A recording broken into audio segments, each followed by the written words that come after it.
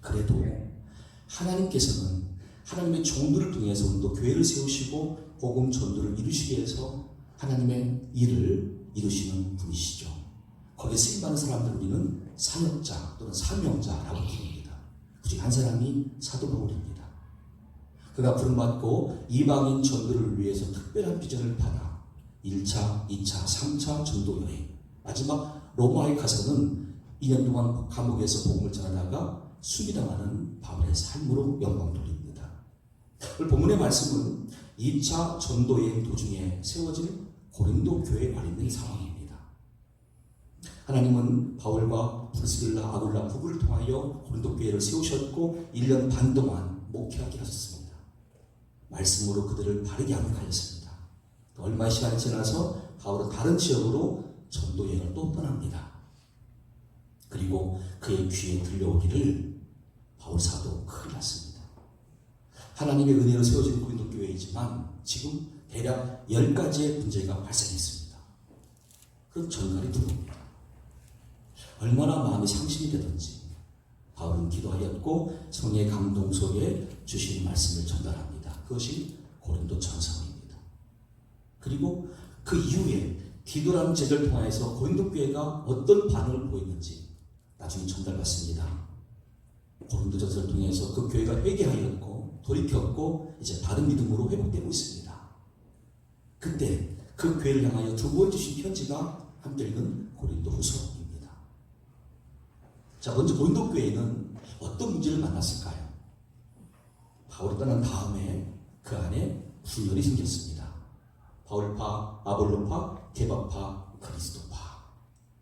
예수님은 한 분이신데 교회는 네 갈래로 나눠져 있었습니다. 또 그로 인해서 파급되는 문제가 그 다음 것들인데요. 십자가의 도에 대한 오해가 있었습니다. 이 고린도 지역은 그리스 제국 안에 있는 지역이죠. 헬라 문화권입니다. 때문에 헬라인들은 이렇게 생각합니다. 십자가는 일어난 것이다. 왜 하나님의 아들이 말씀으로 천지를 창조했으면 말씀을 구원하시면 되지 직접 사람으로 오셨고 십자가에 달리셨고 피 흘려 죽으셔야 됩니까? 참 미련합니다. 이렇게 아예 외면합니다. 성령의 계시를 받지 않습니다. 근친상간의 문제가 발생합니다. 성도끼리 법정에서 송사를 벌입니다. 도덕적인 태만의 문제와 결혼 문제와 우상, 재물에 관한 문제, 예배에 대한 질서의 문제, 부활의 교리에 대한 무죄의 문제 등등. 하지만 원초적으로 가장 큰 거는 첫째 문제였습니다. 이들 안에 인 크라이스트, 그리스도 안에서의 믿음이 약화되기 때문입니다. 그것을 바울은 발견하였고 성령님은 고린도전서 말씀을 주셨고 그 교회는 감사하게도 받아들입니다. 그리고 문제가 서서히 회복되고 있습니다. 그때 주신 두 번째 말씀이 고린도 후서입니다. 당연히 위로가 있고 축복이 있고 격려 있는 말씀이 포함됐겠죠. 맞습니다. 그러면서 이제 고린도 교회 교인들에게 당부합니다. 당신들에게 가장 거룩하고도 중요한 사명이 있습니다. 나와 같은 사명입니다. 하고 가르쳐줍니다. 이건 본문의 말씀입니다. 당시 고린도 지역은 로마 제국 속에 있기 때문에 로마의 개선식 형태를 잘 알고 있을 겁니다. 이 사건의 배경은 이렇습니다. 노예들을 산채로 5,000명 이상 데려올 수 있는 개선 장군이 준비됐으면 로마 시민들은 개선식을 성대하게 준비합니다. 황제 앞에서 여러 귀신들 앞에서 전체 모든 시민들이 총동원됩니다. 자, 무의가 딱 입장합니다. 군함대가 그 다음 뒤를 따릅니다. 그리고 여러 장교들 그리고 장군 그리고 그 밖에 여러 휘하의 부족 군대들 맨 마지막 시민들이 합류합니다. 그런데 이 개선 장군이 지나갈 때 뒤에 따르는 노예들은 외치게 되어 있습니다. 그들이 전투기라고 합니다. 메멘토 모이라고 합니다. 뜻은 당신도 어차피 사람이니 죽음을 기억하시오. 항상 죽음을 떠올리고 겸손하시오. 그런 뜻으로 전통적으로 외치는 소리였습니다. 오늘 우리가 생각해볼 문제는 그 행렬이 어디까지 가느냐 아닙니다. 황제 앞을 지나서 마지막 최종 당도한 것은 제우스 신전자입니다. 주피터 신전자였습니다. 제사장들이 대형 향도를 가지고 향을 피우고 있습니다. 이제 제사를 드리기 위해서 준비하는 것이죠. 그런데 그 향도에서 피어난 향을 볼 때에 각각 입장이 달라진 겁니다. 거기에 끌려온 회중국 백성들의 마음에는 단 같은 이미지가 남게 됩니다. 우리 중에 누군가는 죽을 것이고 우리는 노예가 될 것이다. 그 향후의 향은 그들에게 그것을 암시하고 알려주는 기능입니다. 절망의 냄새입니다. 죽음의 냄새였습니다. 한편 승전가를 부리며 들어왔던 개선 장군들과 모든 병사들과 로마 시민들은 다른 뜻의 냄새로 받아들입니다. 드디어 평화가 왔다. 드디어 내 아들, 내 남편이 돌아오게 되었고 우리 집을 온전한 행복을 이제 찾게 되었다. 우리에게 평화가 임하였다. 전혀 다른 색깔과 다른 의미의 냄새가 되는 거죠. 하나의 향기지만 그 향기를 바라보는 관점은 다른 것입니다. 한쪽 회중국 백성들에게는 절망과 죽음의 냄새, 승전국이 로마 사람들에게는 평화와 이제 번영과 행복의 알림의 신호입니다. 근데 그 역할을 무엇이 하느냐? 하나님 말씀이 하더라는 겁니다. 하나님 말씀이 사람들에게 딱 들려지고 선포될 때에 어떤 사람들은 그 말씀을 마음에 담습니다. 그 말씀을 믿습니다. 그리고 생명을 얻고 구원받습니다. 근데 어떤 사람들은 그렇게 주신 말씀을 한 번, 두 번 계속 거절하고 거부합니다. 끝까지 거부합니다. 죽기 직전까지 거부합니다. 그게 아니면 그들은 어디 갈까요? 그들은 그들의 거절 때문에, 불신 때문에 결국 멸망길을 간다고 말씀합니다. 하지만 이 복음을 증거하기 위한 전도자의 자격에 대해서는 본 말씀 14절이 놀라운 말씀을 우리에게 알려주고 있죠. 왜냐하면 우리가 승리한 게 아니라 우리 앞서 승리자이신 예수님 때문에 우리는 뒤따른 무리가 되어서 그분의 승리의 행렬에 함께 포함되어져 복음을 전도할 수 있는 자격자가 되었다고 말씀합니다.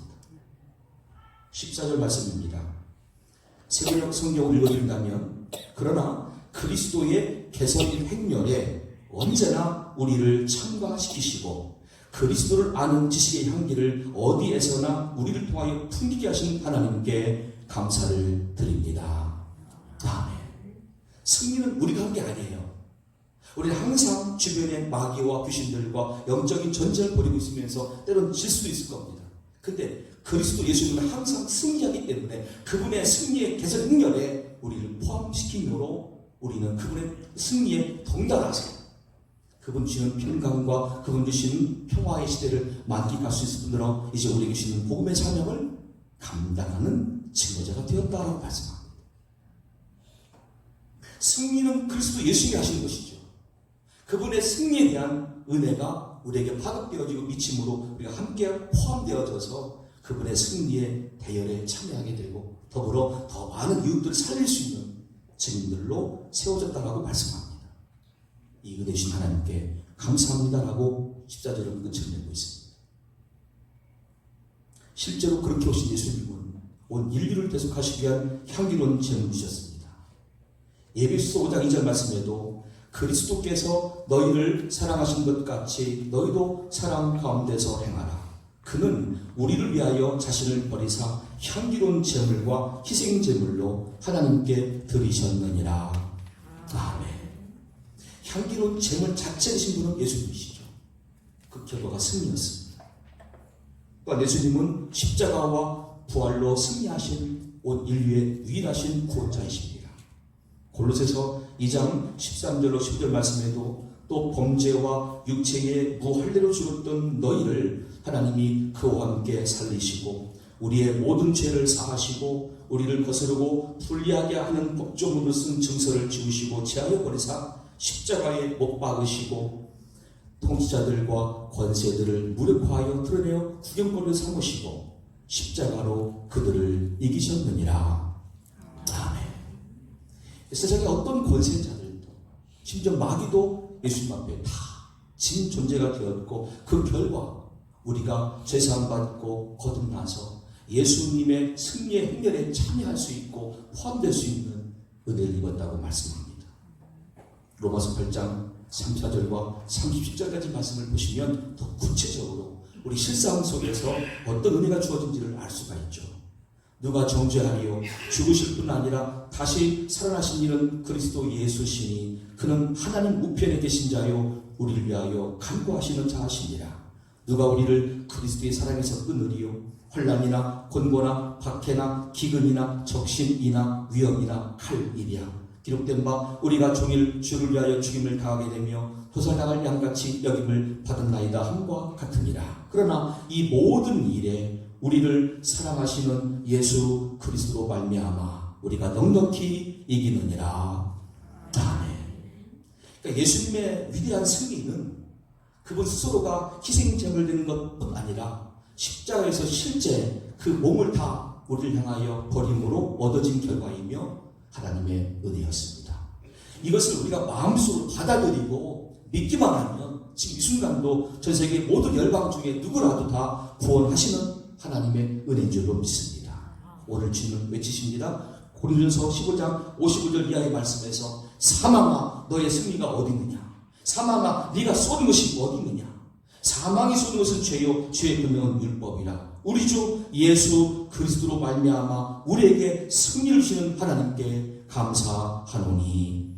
아멘. 그 예수를 믿고 그 승리의 일에 포함된 자들에게는 죄가 아무 상관이 없고 사망이 아무 상관이 없습니다. 마귀의 존재가 아무 상관이 없습니다. 오늘 저는 이 본문을 준비하면서 여러분께 최소한 10가지로 예수님을 그리스도로 믿는 우리에게 주시는 그 은혜를 소개하려고 합니다. 내가 예수님을 마음으로 믿어 의에 이르고 입으로 시인하여 구원에 이르렀더니 나에게 어떤 은혜를 주셨을까? 내가 어떤 존재가 되었을까? 이제 10가지로 읽어드릴 텐데 필요한 분들은 사진 찍어도 좋겠고 다음 주에 올라오를 유튜브로 보시면 되겠습니다. 만약 여러분들이 하나하나씩 제가 문장 읽을 때마다 마음으로 와서 믿어지면 끝에 아멘, 아멘 고백하시면 좋겠습니다. 무엇보다 나는 모든 죄에서 용서함을 받고 하나님의 생명책에 기록된 하나님의 자녀입니다. 천국과 영생을 소유한 사람입니다. 나를 수포하고 있던 원수 마귀의 손에서 완전히 해방되었고 정죄에서 벗어난 참 자유인입니다. 이제 나는 의인이 되었습니다. 새로운 피조물이 되었습니다. 율법의 저주에서 해방된 사람입니다. 이제 나는 성령의 인도하심을 받는 성도입니다. 지금은 하나님께서 나의 가는 모든 길에서 지켜주십니다. 하나님은 나의 필요를 채워주시고 그리스도의 능력으로 말미암아 모든 일에 승리케 해주십니다. 나는 이제 하나님의 영광을 이어받을 부사입니다. 나는 들어와도 복을 받고 나가도 복을 받습니다. 나에게는 원수 마귀의 모든 권세를 제어할 권세가 있습니다. 나는 모든 일에 넉넉히 이기는 승리자입니다. 나는 그리스도의 향기로 세상에 보냄받았습니다. 아멘. 1번부터 9까지는 내가 받은 은혜, 여러분이 받은 은혜입니다. 하지만 10번째는 뭐죠? 사명입니다. 이렇게 위대한 은혜를 선물 받은 우리, 공짜로 받은 우리가 이 시간 말씀으로 우리에게 당부하시는 주님의 요청에 응할 수 있는 한 가지 주제를 사명으로 전달받았습니다. 우리는 그리스도의 향기로 세상에 보냄받았습니다. 본문의 15절과 16절입니다. 우리는 구원받는 자들에게나 망하는 자들에게나 하나님 앞에서 그리스도의 향기니 이 사람에게는 사망으로부터 사망에 이르는 냄새요 저 사람에게는 생명으로부터 생명에 이르는 냄새라. 누가 이 일을 감당하리요? 아멘. 누가 감당해야 되겠습니까? 1번부터 9번째까지의 은혜를 받은 내가, 아니 여러분들과 제가 해야 될 것 아니겠습니까? 누가 이 일을 감당하리요? 예수님을 그리스도로 믿어 구원받은 백성들, 이제는 사망과 저주가 해당 없는 사람들, 마귀의 정죄와 해당 없는 사람들, 그리스도의 승리의 대열에 참여할 수 있는 우리가 되는 우리가 그 일을 맡아야지 누가 맡겠습니까? 오늘 그 일 우리에게 당부하십니다. 누가 그리스도의 향기로 함께 참여할 수 있는. 근데 이 삶은, 이 사명은 결코 어렵지 않습니다. 반전인데 한번 잘 들어보십시오. 왜 어렵지 않다고 말씀하시는지. 먼저 우리가 창세기부터 순서대로 읽으면 내가 그 가운데 현재 할 수 있는 거, 또 앞으로 할 수도 있는 거, 충분히 할 수 있는 것들이 전부 다 포함되어 있습니다. 근데 그 모습이 증인의 삶이요, 그리스도의 향기의 삶이었습니다. 창세기 8장 20절과 21절에 노아와 가족들을 보십시오. 노아의 방주가 드디어 아라산에 딱 안착하였습니다. 처음 그들은 무엇을 했을까요? 노아가 여호와께 제단을 쌓고 모든 정결한 짐승과 모든 정결한 새 중에서 제물을 취하여 번제로 제단에 드렸더니 여호와께서 그 향기를 받으시고 그 중심에 이르시되 내가 다시는 사람으로 말미암아 땅을 저주하지 아니하리니 이는 사람의 마음이 계획하는 바가 어려서부터 악함이라. 내가 전에 행한 것 같이 모든 생물을 다시 멸하지 아니하리니. 아멘. 이 응답을 왜 주신 거죠? 노아와 노아 가족의 예배를 흠명하셨기 때문이죠. 그 예배가 향기가 되는 거예요. 오늘 여러분들의 삶에, 저의 삶에, 내 인생의 가장 본질적인 첫 번째가 하나님께 예배자가 되시기를 간절히 축원합니다. 그 자체가 향기가 되는 거예요. 오늘 일부에는 여행자 7분이 함께 예배를 드렸어요. 끝나고 여쭤봤습니다. 설교의 주민들이십니까? 여행자이십니까? 여행 왔다는 거죠. 아, 참 귀한 분들이십니다. 피곤하실 텐데. 지금 7시에 나왔어요. 최소한 그분들에게는 우리가 어느 지역에 간다 할지라도 가장 먼저 내 삶의 분부는 예배다. 그들 마음속에 심어진 것이죠. 이게 진짜 예수를 그리스도로 믿어 거듭난 사람들의 정상적인 생각입니다. 이게 정상입니다. 근데 많은 비정상들은 뭐냐면 때가 되면 기회가 되면 빠지려고 그래요. 여하튼 예배에 빠지자. 한 번 더 빠지자. 또 빠지자. 향기를 잃어버린 것이죠. 그리스도의 승리에 참여하지 못하는 모습이죠. 더 능숙한 건 변명과 거짓말뿐입니다. 왜? 계속 빠져야 되니까. 이번 주는 뭘로 변명하지? 다음 주는 뭘로 준비할까? 그러지 마세요. 향기를 잃어버린 모습이며 생명의 승리에 참여하지 못하는 자의 모습이에요. 우리가 지금 할 수 있는 게 뭐겠습니까? 이 예배가 뭐가 어렵습니까? 내가 물질을 준비할 필요가 없습니다. 물질 문제가 아니기 때문에 내가 마음으로 영으로 참여하는 게 예배인데, 영과 진리를 참여하는 게 예배인데, 성령 하나님을 믿고 아버지께 나아갑니다. 지으신 예수를 믿고 아버지께 나아갑니다. 이게 예배인데, 변명사도 이렇게 말합니다. 헌금이 없어. 정말 기득권 변명입니다. 취하게 변명입니다. 시간이 없어. 숨 쉬는 시간이 있으면 가능합니다. 물 한 잔 마실 시간이 있으면 가능합니다. 두 번째로 우리에게 주시는 향기로운 삶은 기도자의 삶입니다. 요한계시록 8장 3절과 4절입니다. 또 다른 천사가 와서 제단 곁에 서서 큰 향로를 가지고 많은 향을 받았으니 이는 모든 성도의 기도와 합하여 보좌 금 제단에 드리고자 합니다. 향연이 성도의 기도와 함께 천사의 손으로부터 하나님 앞으로 올라가는지라. 아멘. 기도는요, 이게 의무일 뿐더러 축복이에요. 근데 기도는 또한 하나님과 나 사이에 살아있는 관계를 맺는 커뮤니케이션의 방법입니다.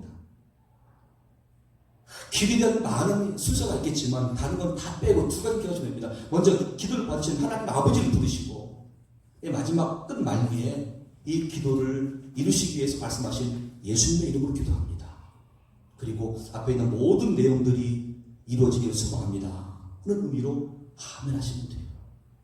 맨 처음에 하나님 아버지 부르세요. 그 내용을 다 채우세요. 오늘 내 마음속에 이런 버거움과 번잡함과 아픔과 슬픔이 있습니다. 눈물과 한숨이 있습니다. 다 올려드리세요. 깊은 기도 가운데 성령님의 위로와 소망이 있습니다. 평강이 있습니다. 그때 모든 걸 다 받으신 다음에 주님 감사합니다. 이루실 줄 믿습니다. 마지막에 예수님의 이름으로 기도합니다. 그리고 이것을 이루어지기를 또 한 번 간절히 소망하는 마음으로 아멘 하시면 돼요. 근데 이 기도를 꼭 예배 때 나와서 하시느냐? 그게 아니고요. 데살로니가서 5장 16절로 18절 말씀은 항상 기뻐하라, 쉬지 말고 기도하라, 범사에 감사하라. 이는 그리스도 예수 안에서 너희를 향하신 하나님의 뜻입니다. 말씀하셨어요. 항상 쉬지 말고 범사에. 그러니까 기도는 눈 뜨고도 가능해요. 지금 이 순간 가능해요. 어떤 분이 지금 졸음이 찾아왔습니까? 눈 뜨고 기도하십시오. 하나님, 제가 말씀을 잘 들을 텐데, 이 말씀을 들어야 나한테 믿음이 좋을 텐데 졸음이 찾아왔습니다. 졸음을 이기고 말씀 끝까지 경청할 수 있도록 저에게 은혜 주세요. 눈 뜨고 기도하십시오. 찬송할 때 내가 함께 찬송하고 싶은데 찬송을 몰라요. 악보를 볼 줄 몰라요. 이 음을 내가 따라할 수가 없어요. 기도하세요. 눈 뜨고. 옆에 있는 분들은 자유롭게 찬양하는데 나는 찬양할 수 없습니다. 저에게도 찬양 은사를 주십시오. 제 마음을 받으시고 제 입술을 열어주시고 혀를 풀어주십시오. 기도하세요. 기도를 항상 할 수 있어요. 왜? 하나님과 나 사이에 살아있는 관계 회복과 대화이기 때문에. 근데 이 자체를 하나님은 향기로 받으십니다. 이게 향기래요. 세 번째 향기는 요한복음 15장 4절과 5절 7절 말씀에 있는 예수님 안에 거하는 삶 자체가 향기라고 말씀하십니다. 내 안에 거하라. 나도 너희 안에 거하리라. 가지가 포도나무에 붙어있지 아니하면 스스로 열매를 맺을 수 없음 같이 너희도 내 안에 있지 아니하면 그러하리라. 나는 포도나무요 너희는 가지라. 그가 내 안에 내가 그 안에 거하면 사람이 열매를 많이 맺나니 나를 떠나서는 너희가 아무것도 할 수 없습니다. 너희가 내 안에 거하고 내 말이 너희 안에 거하면 무엇이든지 원하는 대로 구하라. 그리하면 이루리라. 아멘. 얼마나 쉬워요. 우리가 증인된 삶을 살아가는 것은 어려운 게 아니었습니다. 첫째, 예배자면 됩니다. 모든 일의 첫 번째 예배하자. 하나님을 예배하자. 두 번째, 있는 자리에서 항상 범사에 기도하자. 세 번째, 항상 마음으로도 예수님만에 거하는 삶으로 여러분 의지의 안식처를 예수님께 두세요. 주님, 내가 주님만 떠올립니다. 예수님만에 거하기를 원합니다. 내 생명의 출발로부터 지금 여기까지 모든 인생은 주님으로 붙어 있습니다. 주님, 오늘 나의 삶을 부르시고 이후의 모든 과정을 또한 주님 지켜주시며 은혜로 인도해 주시옵소서. 오직 예수, 오직 예수, 오직 예수. 저 마지막 사진 볼까요? 디퓨저라고 하십니까? 방향제로 쓰여지는 기구입니다.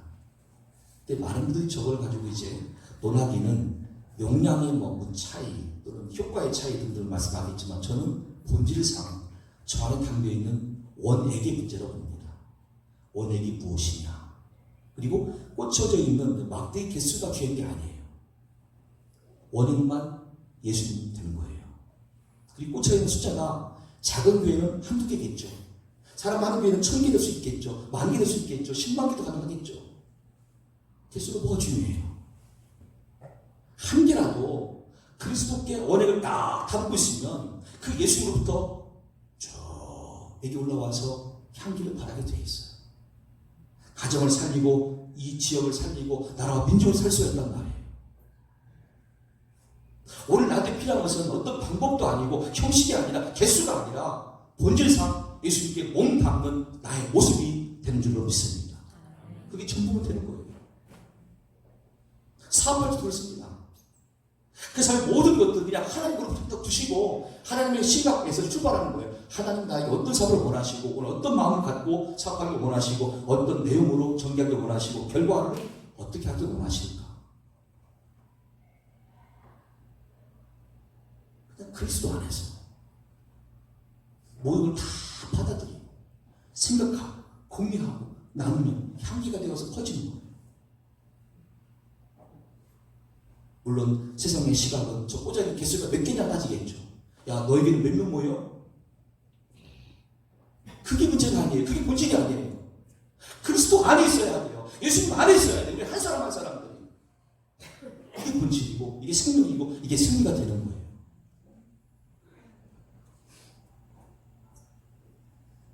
본문의 말씀 다시 봉독합니다. 우리는 구원받는 자들에게나 망하는 자들에게나 하나님 앞에서 그리스도의 향기니 이 사람에게서는 사망으로부터 사망에 이르는 냄새요, 저 사람에게는 생명으로부터 생명에 이르는 냄새라. 누가 이 일을 감당하리요? 우리는 수많은 사람들처럼 하나님의 말씀을 혼접하게 하지 아니하고 곧 순전함으로 하나님께 받은 것 같이 하나님 앞에서와 그리스도 안에서 말하노라. 아멘. 이렇게 기본적인 마인드를 갖고 말씀을 증거하다 보면 어떤 결과가 주어지는지 마지막만 읽어드리고 기도하겠습니다. 다니엘 12장 3절입니다. 지혜 있는 자는 궁창의 빛과 같이 빛날 것이요, 많은 사람을 옳은 대로 돌아오게 한 자는 별과 같이 영원토록 빛나리라. 아멘. 여러분의 삶의 자리에서 예배자로, 기도자로, 전도자로, 그러나 그리스도 안에서 시작해 보십시오. 그래서 여러분들의 향기가 생명을 살리고 많은 사람들을 옳은 대로 인도하여 여러분 모두는 별과 같이 영원토록 빛나는 존재로 주 앞에 세워줄 수 있기를 예수님 이름으로 간절히 축원합니다. 나의 생명, 나의 구원, 나의 승리 되시는 하나님 아버지, 오늘 예수 그리스도를 믿고 예수님과 동행하는 삶의 가치를 다시 한번 배우게 하시고 마음속에 새기게 하시고 기억하게 하심을 감사드립니다. 어떤 분은 처음 들은 말씀일 것이고 또 어떤 분들은 많이 들은 말씀이지만 새로운 마음으로 듣는 말씀인지라 성령께서 각자의 마음속에 은혜를 덧입혀 주사 거듭나게 하시고 믿음의 견고함을 이루게 도와주시며 이제는 예배자와 기도자와 전도자의 삶으로 자연스럽게도 주 앞에 쓰임받는 우리가 되게 도와주시옵소서. 이제까지 함께 하시는 하나님, 제주도 내 494개 교회를 불쌍히 여기시고 살펴주시고 부흥케 하여 주시옵소서. 숫자가 중요한 게 아니라 우리 목사 한 사람이든 성도 한 사람이든 한 사람 한 사람이 예수님께 몸담은 것 자체가 본질인 만큼 주여 이제 제주도 내 모든 영혼들에게 그 향기가 퍼져나와서 70만 전체 인구가 구원받는 역사가 제주도에 속히 임할 수 있도록 이 땅에 하나님의 구원을 허락하여 주시옵소서. 우리도 그런 시각을 보게 도와주시옵소서. 숫자가 중요한 게 아니라 나 한 사람이 예수님 안에 있는지, 목사 한 사람이 예수님 안에 있는지부터 찾아볼 수 있는 영적인 시각 갖게 도와주시고 이런 믿음으로 서로 격려하며 세워서 모두가 견신한 몸 교회를 이루고 전 세계 모든 선교 대상자들에게 은혜를 베푸는 향기로운 존재가 되게 도와주시옵소서. 오늘부터 영원까지 우리의 생명이시며 승자가 되실 예수님의 이름으로 간절히 기도 올려옵나이다.